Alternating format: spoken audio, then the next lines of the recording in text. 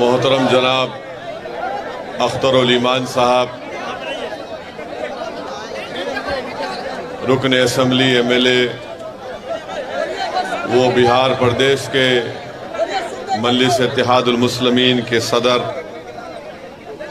Engineer Aftab आलम साहब, जो बिहार प्रदेश के मजलिस इत्तेहादुल मुस्लिमीन के जनरल सेक्रेटरी हैं, मोहतरम जनाब आदिल साहब, जो यूथ मजलिस के बिहार के सदर हैं, हमारी बहन मोहतरमा प्रियंका साहिबा, जो काराकाट से MIM पार्टी के उम्मीदवार हैं, हमारे भाई मोहतरम जनाब ददन पहलवान साहब, जो साबिक़ा मंत्री भी हैं और मजलिस इत्तेहादुल मुस्लिमीन बक्सर के कैंडिडेट हैं, उम्मीदवार हैं।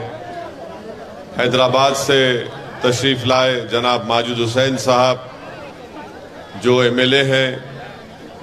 मेरे मजलिस पार्टी के तमाम रुफ़क़ा, मोअज़्ज़िज़ हाज़रीन कराम, इज़्ज़तदार माँ और बहनों, गयूर नौजवान साथियों, मैं आपके सामने इस बात की गुजारिश करने के लिए खड़ा हूँ कि मजलिस इत्तेहादुल मुस्लिमीन ने हमारी बहन मोहतरमा प्रियंका साहिबा को, जो ज़िला अध्यक्ष भी हैं, वो काराकाट से MIM पार्टी के उम्मीदवार हैं। और मैं आपको बता रहा हूँ कि इनकी कामयाबी ये सिर्फ पतंग छाप की कामयाबी नहीं होगी, बल्कि ये सही मानों में सामाजिक न्याय की और सेकुलरिज्म की कामयाबी होगी। आप जानते हैं कि हर सियासी पार्टी ने महादलित का नाम लेकर आवाम को धोखा दिया, समाजवाद के नाम पर मुसलमानों को धोखा दिया, कभी हिंदू एकता और सामाजिक न्याय की बातें करने वाले ये तमाम सियासी पार्टियों ने सिर्फ आपका वोट हासिल किया। और आज जब यहाँ से हमारी बहन इलेक्शन लड़ रही है, तो हम पर इल्ज़ाम लगाया जा रहा है कि हम वोट काटने के लिए आ रहे हैं। मेरा उनसे एक ही सवाल है कि आपने क्या किया काराकाट के इस पार्लियामेंट क्षेत्र के लिए।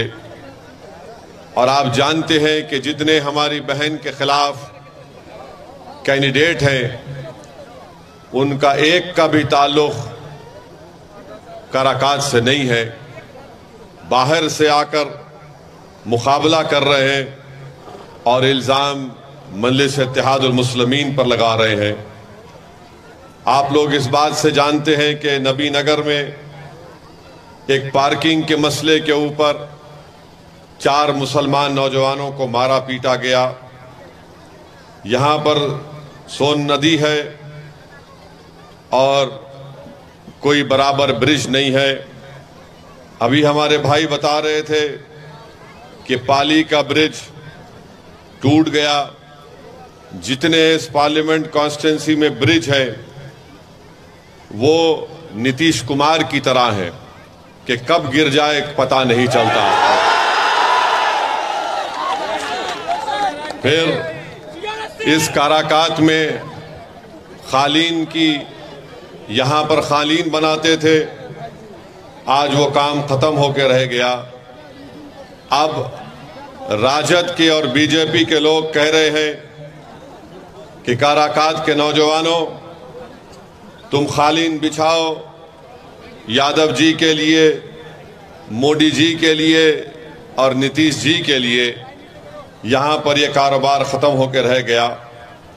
फैक्ट्री थी देहरी विधानसभा में, सिर्फ कागज़ पर फैक्ट्री है, मगर ज़मीन पर कुछ नहीं आता।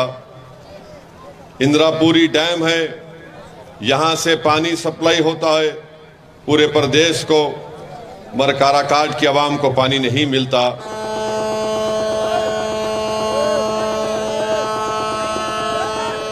आपका फोन आप आपका फोन उठा लिया।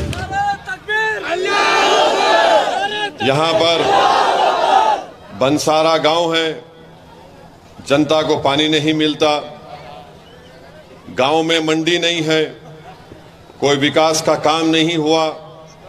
हाँ, बालू माफिया का विकास हुआ, मगर यहाँ की गरीब जनता का कोई विकास नहीं किया।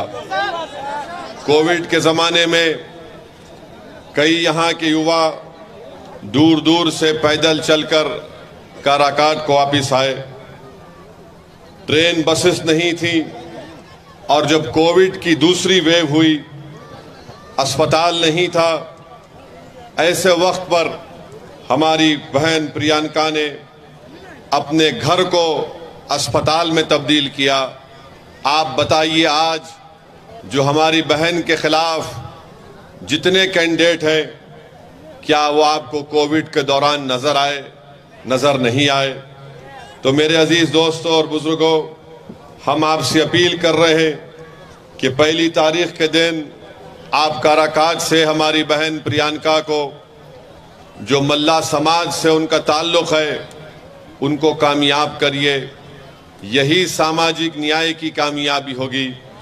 और ददन पहलवान साहब जो बक्सर से MIM पार्टी के उम्मीदवार हैं, उनको भी कामयाब करिए। आपको हम यही बताना चाहते हैं कि दालमिया की फैक्ट्री बंद है, सिंचाई का कोई काम नहीं है, ट्रेन के कोई कनेक्टिविटी नहीं है, महिलाओं के लिए कॉलेज नहीं है, रोड नहीं है। अगर आप एक अच्छा फैसला लेंगे तो यकीनन इंशाअल्लाह ताला यहाँ से जब हमारी बहन कामयाब होकर जाएगी, आपके बहुत से मसाइल का हल निकलेगा, विकास होगा। बल्कि मैं आपको खुशखबरी सुना रहा हूँ कि आज शिवहर में, उस कॉन्स्टिट्यूंसी शिवहर है ना, जहां पर हमारे उम्मीदवार राणा रंजीत सिंह है, अभी हमको फोन पर इत्तला दी गई कि आज मतदान हुआ वहां पर, और वहां की जनता ने यह फैसला लिया कि अब के बार राणा रंजीत को अपना MP मुंतखब करेंगे इंशाअल्लाह ताला। किशनगंज की आवाम ने मुत्तहदा तौर पर एक होकर अख्तरुल ईमान साहब को कामयाब करने का फैसला कर लिया। और इंशाअल्लाह ताला जब 4 तारीख को नतीजा आएंगे तो आप देखेंगे कि असदुद्दीन ओवैसी के साथ पार्लियामेंट में ददन पहलवान भी जाएंगे, राणा रंजीत भी जाएगा, हमारी बहन प्रियंका भी जाएंगी, और इंशाअल्लाह ताला औरंगाबाद से इम्तियाज जलील साहब भी हमारे साथ जाएंगे। किशनगंज में 26 अप्रैल को मतदान का दिन था, तो इतनी तकलीफ लालू यादव को हो गई कि मतदान के दिन लालू यादव को मालूम हो गया कि अब पूरे किशनगंज में पतंग छाप पर वोट लगने वाला है। तो बेहिसी के आलम में, परेशानी के आलम में लालू ने मतदान के दिन एक वीडियो बनाया, और वीडियो में लालू यादव ने कहा कि ओवैसी को वोट मत दो, ये वोट काटेगा, तुम किसी और जावेद को वोट, अपना वोट दे दो। लालू जी, हम आपको बताना चाह रहे हैं कि आपने बरसों MY का नाम लेकर सबकी आंखों में धूल झोंका।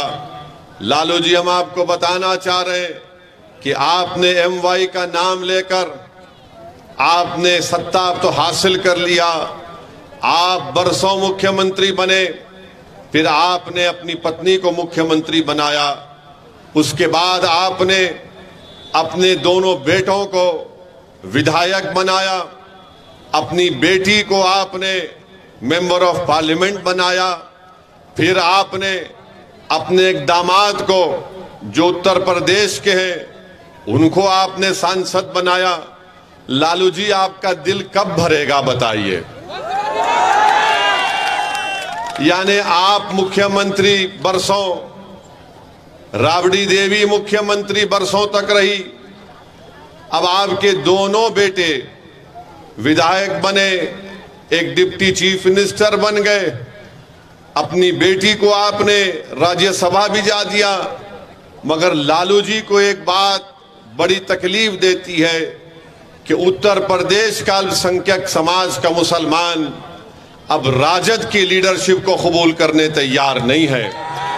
वो ये तय कर चुका है कि लालू यादव और उनका परिवार ने MY के नाम पर एक समीकरण सिर्फ जबानी तौर पर लालू ने बनाया और सिर्फ मुसलमानों के वोट को हासिल किया और उसके बाद सिर्फ सत्ता उनके बेटों को या उनकी बेटी को दे दिया गया।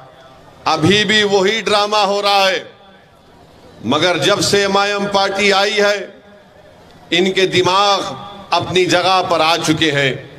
इसीलिए आज आप देखते हैं कि कल तक तेजस्वी यादव के मंच पर कोई मुसलमान नजर नहीं आता था, मगर जब से मजलिस पार्टी को आपने अपना माना और मजलिस पार्टी को आपने अपनी जमात को समझा, तब से तेजस्वी यादव को बड़ी मजबूरी के साथ एक दो मुसलमानों को अपने मंच पर बिठाते हैं, पीछे बिठाते हैं, सामने बिठाते नहीं हैं। मगर इंशाअल्लाह ताला इस पार्लियामेंट के चुनाव के बाद इनको पता चल जाएगा। मेरी इज्जतदार माँ और बहनों से मैं अपील करना चाह रहा हूं कि यकीनन हमारी भी कोशिश यही है कि तीसरी मर्तबा देश का वजीर आजम प्रधानमंत्री नरेंद्र मोदी ना बने, और इसके लिए हम कोशिश कर रहे हैं। अब आप बताइए, अख्तरुल ईमान जब अपना इलेक्शन किशनगंज का लड़ रहे थे, जहां पर राजद का उम्मीदवार नहीं था, तो आखिर क्या परेशानी हो गई लालू को कि उन्होंने मतदान के दिन वीडियो बनाया और ये कह दिया कि ओवैसी वोट काटने आया है। ये एक बात सामने आ गई कि लालू नफरत करते हैं, राजद नफरत करती है, तेजस्वी नफरत करता है। वो नहीं चाहते कि अल्पसंख्यक समाज मुसलमानों की एक सियासी लीडरशिप पैदा हो जाए। मैं आपसे ये अपील करने आया हूं मेरे भाइयों बहनों, गयूर नौजवानों, याद रखो, तुम सिर्फ वोट डालने वाले बनोगे तो फिर हमको गुलामी करना पड़ेगा। अगर आप वोट लेने वाले बनेंगे तो आप इंशाअल्लाह ताला अपनी लीडरशिप को बनाएंगे। लोग आपके पास आकर अपनी तकलीफ को बयान करेंगे, आपके पास लोग आकर आपसे कहेंगे कि हमसे इंसाफ करो।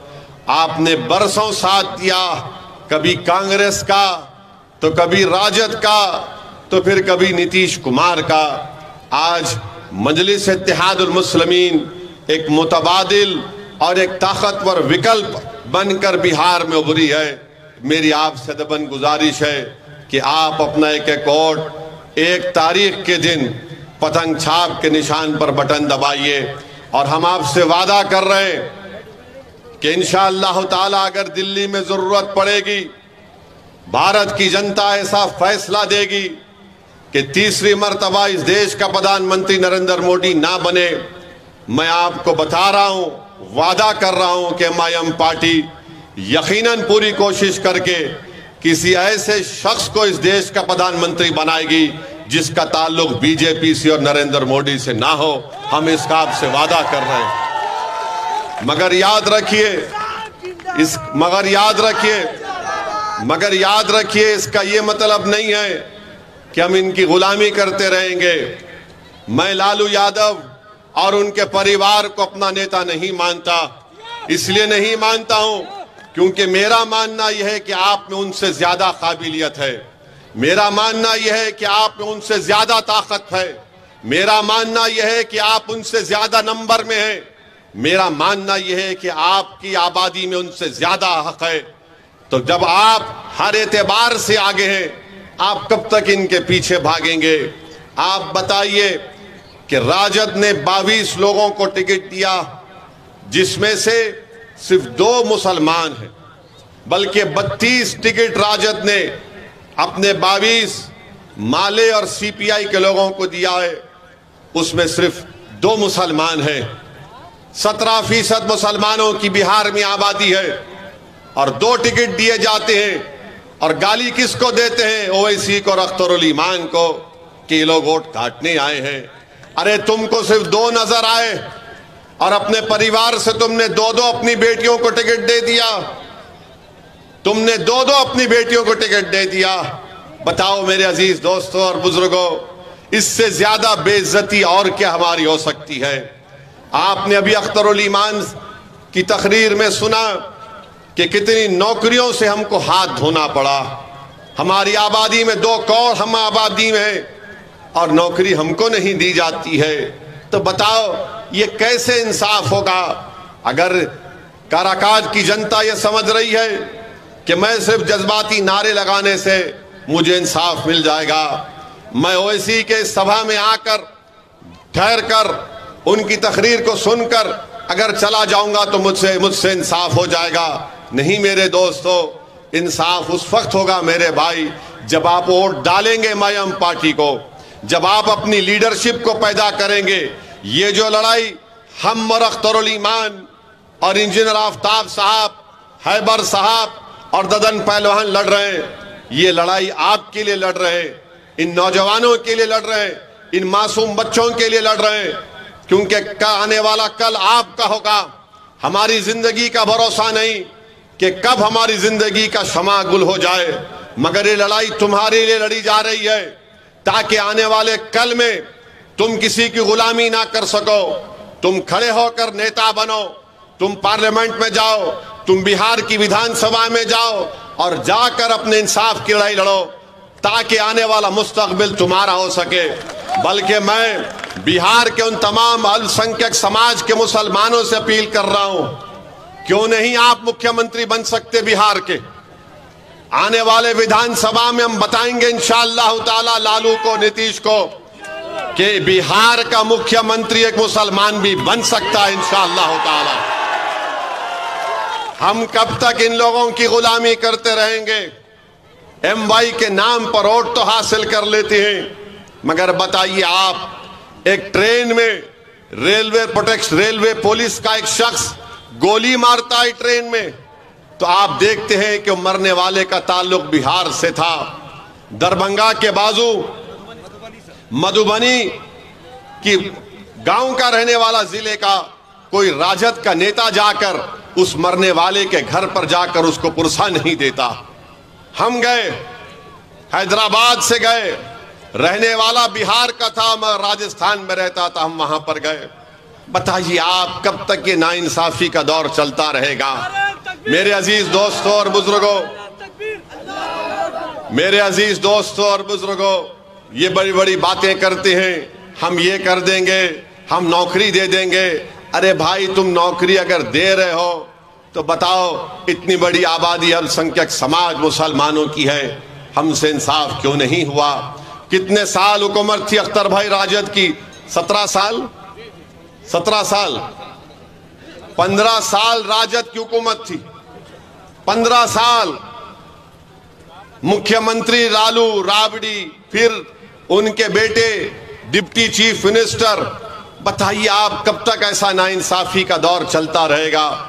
हम आपसे अपील कर रहे हैं कि वोट एक अमानत है, उस अमानत का सही इस्तेमाल करिए। 1 तारीख को आपको डरने और घबराने की जरूरत नहीं है। जब यही राजद की सरकार थी, नीतीश मुख्यमंत्री थे, तो सीवान में एक 7 साल का मासूम बच्चे का नाम क्या था? 7 साल के सीवान का 7 साल का बच्चा है, 8 दिन जेल में रहता है और 8 दिन उसकी मां जेल के बाहर खड़े रहती है कि पहले तो 7 साल के बच्चे को जेल में नहीं डाला जाता। उसकी मां रो रो कर कह रही थी कि मेरा बच्चा बच्चा है, ये 18 साल का नहीं है, ये 16 साल का नहीं है, इसको छोड़ो, इसको बच्चों के घर में रखो। मगर 7 दिन तेजस्वी डिप्टी चीफ मिनिस्टर थे, सीवान में बच्चा जेल में रहा। मेरे अजीज दोस्तों और बुजुर्गों, किसने आवाज उठाई? मजलिस इत्तेहादुल मुस्लिमीन ने उस बच्चे के इंसाफ के लिए आवाज उठाई। CAA का कानून जब पार्लियामेंट में मोदी की जालिम सरकार उठा रही थी, बना रही थी कानून, 300 बीजेपी के MP के सामने मजलिस के 2 MPओं ने 300 बीजेपी के MP के सामने कहा ये CAA का कानून संविधान के खिलाफ है, हम इसको नहीं मानते, ये काला कानून है। हमने उस बिल की कॉपी को मोदी और अमित शाह की आंखों के सामने फाड़कर उसको फेंक दिया पार्लियामेंट में। बताइए, आज मोदी कहते हैं, आज बीजेपी कहती है कि हम यूनिफॉर्म सिविल कोड लेकर आएंगे, यकसा सिविल कोड लेकर आएंगे। अपने दिल पर हाथ रखो, अपने दिमागों पर जोर डालकर अपने आप से सवाल करो कि अगर कल पार्लियामेंट में यकसा सिविल कोड या यूनिफॉर्म सिविल कोड का बिल लाया जाएगा तो क्या राजद का माले का कोई MP उठकर उसकी मुखालिफत कर पाएगा? कोई नहीं कर पाएगा। वो बोलेंगे नहीं नहीं, ये छोड़ो, तुम्हारा कोई काम नहीं, हम देख लेंगे। मेरे भाई, आप ताकतवर हैं मगर आपको अपनी ताकत का अंदाजा नहीं है। इसीलिए मेरी आपसे अपील है कि आप मुत्तहदा तौर पर अपने के कोड का इस्तेमाल करिए। और रहा सवाल हमारे प्रधानमंत्री का, मेरे भाई, आप और हम सब लोग अपनी अम्मा के पेट से पैदा हुए ना, आप और हम सब। अम्मा ने हमको, अल्लाह ने हमको खून के खतरे से एक लुथड़ा बनाया। 9 महीने के बाद अम्मा ने हमको पेट से निकाला, हम पैदा हुए। ये वाहिद शख्स है प्रधानमंत्री जो कह रहा है कि मैं बायोलॉजिकली पैदा नहीं हुआ। ना, हंसने की बात नहीं है। उन्होंने कहा ये बात को, उन्होंने कहा इस बात को कि मैं बायोलॉजिकली पैदा नहीं हुआ। अब आप बताइए, 130 करोड़ जनता का प्रधानमंत्री है और संविधान की दफा 51 ये कहता है कि भारत के नागरिकों को अपने आप में एक साइंटिफिक टेम्परामेंट पैदा करना चाहिए, यानी एक साइंटिफिक सोच पैदा करनी चाहिए। प्रधानमंत्री कहते हैं कि मैं बायोलॉजिकली पैदा नहीं हुआ। सुनिए, अभी आपको समझाना चाह रहे हैं। 2014 में जब आए थे तो कहा था अच्छे दिन लेकर आऊंगा, कहा था ना। फिर कहा था कि भाइयों बहनों 15 लाख डालूंगा।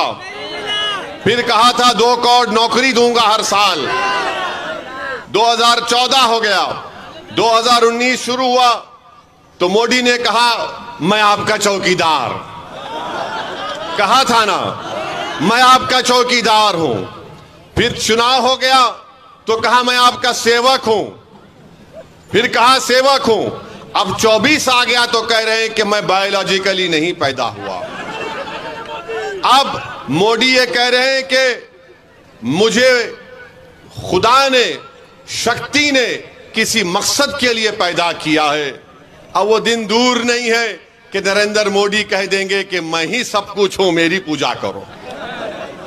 आप बताइए, नरेंद्र मोदी अगर ये कह रहे हैं कि ऊपर वाला एक शक्ति, एक मकसद के तहत उनको यहां पर पैदा किया है। मोदी जी, जब कोविड के 2 वेव हुए तो बिहार के नौजवान जो मुंबई से, दिल्ली से, हैदराबाद से, बेंगलुरु से पैदल चलकर आ रहे थे, तो क्या इसीलिए ऊपर वाले ने आपको प्रधानमंत्री बनाया था कि उनको तकलीफ पहुंचाए जाए? बताओ मोदी, जब आप कह रहे हैं कि आपको ऊपर वाले ने काम के लिए रख दिया, तो आपने पूरे देश को बंद कर दिया। 130 करोड़ जनता को नरेंद्र मोदी ने चंद घंटों की भी मोहलत नहीं दी और कहा कि भाइयों बहनों लॉकडाउन होगा। देश को बंद कर दिया मोदी ने। और मोदी कहते हैं कि मैं एक शक्ति है, मुझे किस खास काम के लिए भारत में यहां पर काम करने के लिए रखा गया। मोदी जी, आप अहंकार का शिकार हो चुके हैं, आप गुरूर में डूब कर बोल रहे हैं। याद रखो, भारत एक देश है और देश बड़ा है। नरेंद्र मोदी, तुम देश से बड़े कभी थे ना कभी रहोगे इंशाअल्लाह ताला। मोदी जैसे 56 लोग आके चले जाएंगे मगर भारत रहेगा इंशाअल्लाह ताला। भारत किसी एक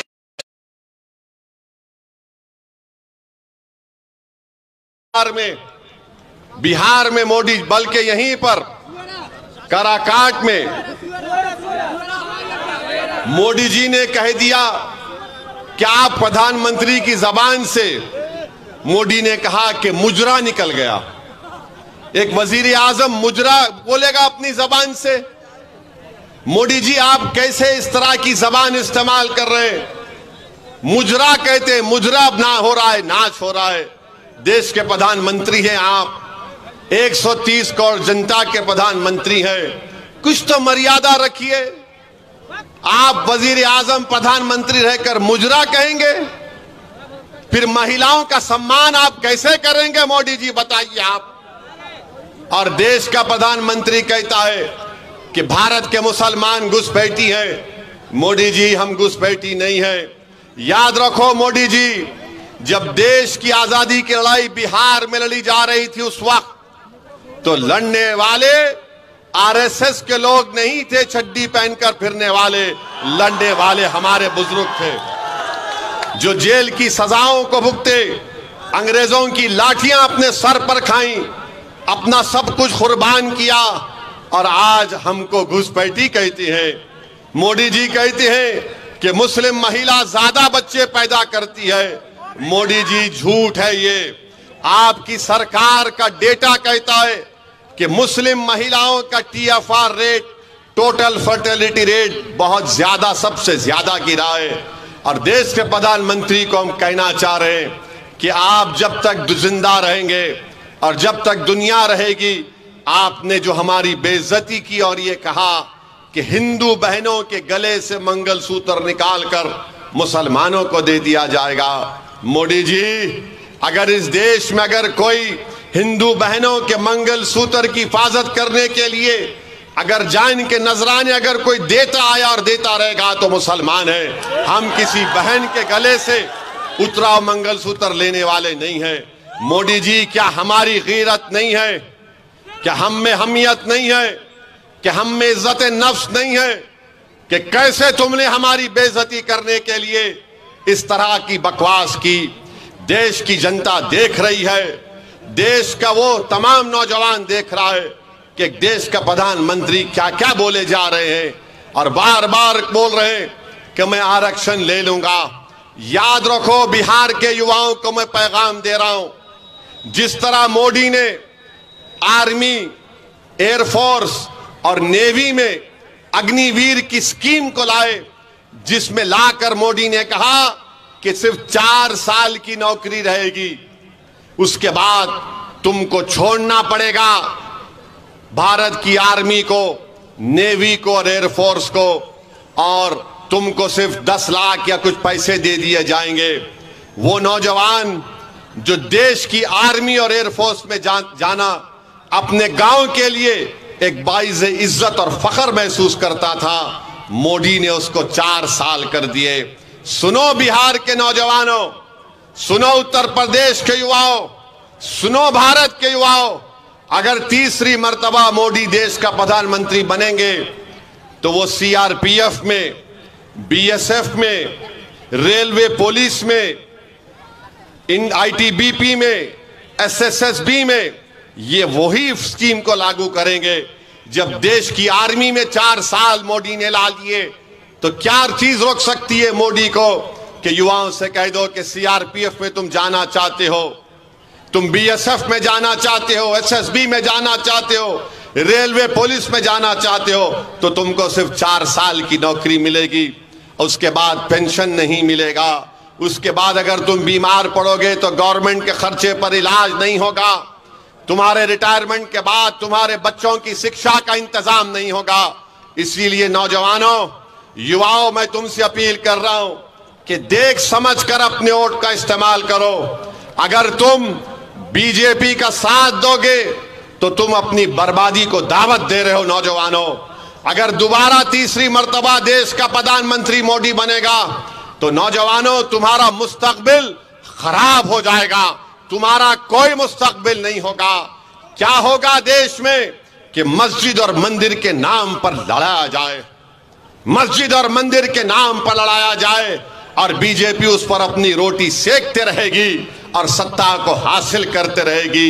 इस देश में सबसे बड़ा मुद्दा हिंदू मुसलमान नफरत से ज्यादा बेरोजगारी का है, महंगाई का है।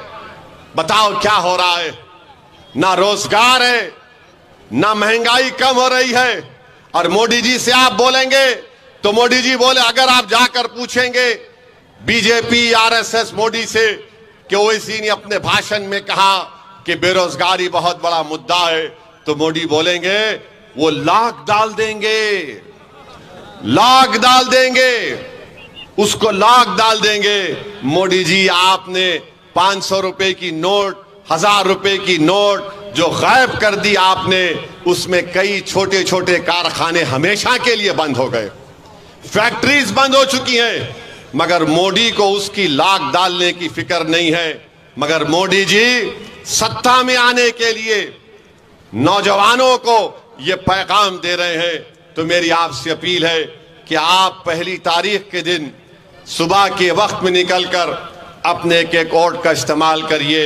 यकीनन गर्मी बहुत रहेगी, यकीनन गर्मी बहुत है, मगर मैं अपने बुजुर्गों से, हमारी माँ और बहनों से कहना चाहूंगा, ये गर्मा का मौसम है, 1 महीने के अंदर बारिश शुरू हो जाएगी तो गर्मी के मौसम में कमी आएगी। मगर अगर हमारे इस देश में जो गर्मी है वो नफरत की गर्मी कैसे खत्म होगी, बेरोजगारी की गर्मी कैसे खत्म होगी, महंगाई की गर्मी कैसे खत्म होगी। जो हमारे बुजुर्गों की आंख में आंसू हैं, हमारी माएं परेशान है अपने बच्चे और बेटियों के मुस्तकबिल को सोच सोच कर। तो मैं आपको पैगाम यही देने आया हूं कि इस मौसम की गर्मी को मत देखिए, इस देश की नफरत की गर्मी को खत्म करने के लिए हम आपसे अपील कर रहे हैं कि पहली तारीख के दिन आप काराकाट से और बक्सर से हमारे उम्मीदवारों को कामयाब करिए, पतंग छाप पर बटन दबाइए और इंशाअल्लाह ताला पाटलिपुत्रा से भी, क्या नाम है, जनाब फारूक रजा साहब को भी कामयाब करिए। लालू जी आपने वीडियो बनाया था ना 26 तारीख को, हम कल जा रहे हैं पाटलिपुत्रा को। और लालू जी याद रखिए, हम आपका कर्जा नहीं रखेंगे बाकी इंशाअल्लाह ताला। बहुत कर्जे आपके हम पर हैं लालू जी, तेजस्वी तुम्हारे भी बहुत कर्जे हम पर हैं। 4 तुमने हमारे विधायक को खरीद लिया, अभी तो कर्जा उतारेंगे तेजस्वी, बहुत दर्द होगा तुमको, बहुत दर्द होगा। तुमने हमारे 4 विधायकों को, उन जमीर बेचने वालों को तुमने खरीद लिया था ना। अब हम तुमको बताएंगे कैसा काम होता है। आपसे हम एक ही अपील कर रहे हैं कि आप किसी की गुलामी मत करिए। आपके इस काराकाट में कालीन बनता है, आप कालीन को बनाइए, बिछाने का काम किसी के लिए हरगिज मत करिए। कालीन बनाओ आप, अल्लाह ने आपके हाथ में फन दिया है। आपको अल्लाह ने हाथ में फन इसलिए नहीं दिया कि तुम गैरों के लिए कालीन बिछाओ, अरे अपनों के लिए कालीन बनाओ, ताकि आने वाले उसका दिन में तुम्हारी औलाद आराम से उस कालीन पर बैठ सके, इज्जत से बैठ सके। मेरी आपसे अपील है कि हमारी बहन प्रियंका के हक में पहली तारीख को, 1 जून को पतंग छाप पर बटन दबाकर उनको अपना नया MP बनाइए। ददन पहलवान को बक्सर से, ये सेक्युलर आदमी है, ये बड़ा अटल आदमी है, जिद्दी आदमी है, ये अपने उसूलों पर कॉम्प्रोमाइज नहीं करने वाला है। तो यही चंद गुजारिशात हम आपको बोलने आए हैं, आपसे रखने आए हैं। हम उम्मीद करते हैं कि आप हमारी इन बातों पर गौर करके अपना एक वोट का इस्तेमाल पतंग छाप के हक में करेंगे। बहुत बहुत शुक्रिया। अस्सलाम वालेकुम व रहमतुल्लाहि व बरकातहू।